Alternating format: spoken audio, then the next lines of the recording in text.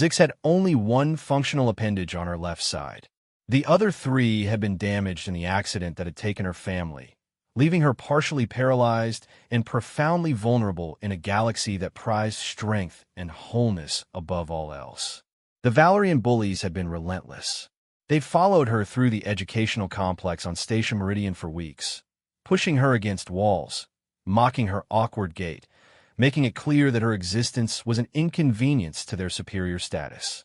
On the day it escalated, she'd been alone in the commons area. 4 of them had surrounded her, their carapaces gleaming with privilege, their voices dripping with contempt. "Defective," one had hissed. "Your kind shouldn't be permitted in spaces where normal beings gather." Zix had tried to move past them. She'd never reported the bullying. Reporting would only invite retaliation, and she'd learned to simply endure. But this time, they'd decided endurance wasn't enough. The first slap had been shocking in its violence. The second had sent her stumbling to the floor. The others had begun kicking, their movements precise and cruel, targeting her damaged side where pain would be maximized. She'd curled into a protective ball and waited for it to end, as she always did. What happened next changed everything. The door to the commons had exploded inward. Not literally, but the force of the humans who entered had that effect. They were old, scarred, moving with the controlled precision of those who'd spent lifetimes in combat. Military veterans, human veterans, and their eyes had taken in the situation in milliseconds. The lead veteran, a woman with steel-gray hair and a prosthetic arm that gleamed like polished titanium, had moved with lethal efficiency. She hadn't used weapons. She hadn't needed to. She'd simply positioned herself between Zix and the bullies, her presence alone enough to communicate that this would not continue. "Step away from the girl," she'd said quietly.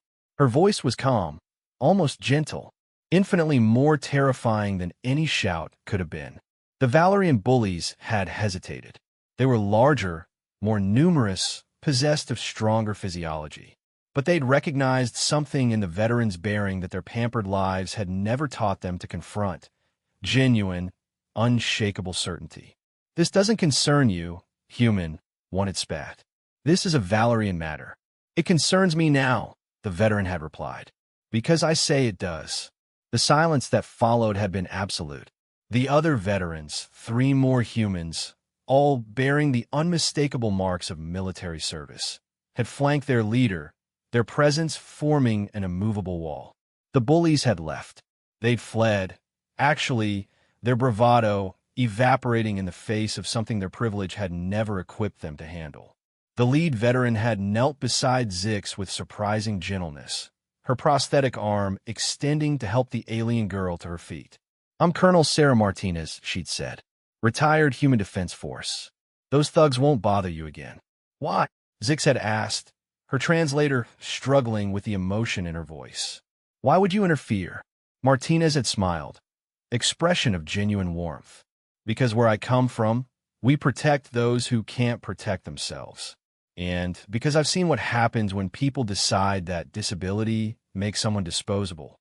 I've watched entire populations be written off as defective. I spent 40 years making sure that never happened on my watch." She'd helped Zix to a bench, and her companions had gathered around, not threatening, simply present. They'd helped her clean her wounds with competent efficiency, their movements efficient but kind. "My squad and I come to this station quarterly," Martinez had continued. "We mentor young people, all species. We teach self-defense, conflict de-escalation, and most importantly, we teach people that disability doesn't diminish worth." Zix had looked at this woman, scarred, augmented with technology, clearly bearing psychological wounds as deep as any physical injury, and had seen something she'd never expected to witness: someone who understood. "You're disabled too," Zix had observed. "Completely," Martinez had agreed, raising her prosthetic arm. "Lost this in combat. Lost hearing in one ear. Got scars you can't see that hurt worse than the ones you can. And you know what I learned? Disability doesn't make you less. It makes you different. And different often means stronger in ways others can't measure." Over the following weeks, Martinez and her team had become fixtures of the station. They'd worked with Zix teaching her confidence and combat techniques adapted to her physiology. But more than that, they'd taught her that humans possessed something rare in the galaxy: the refusal to accept that suffering and limitation were reasons to abandon someone. The Bullies never returned.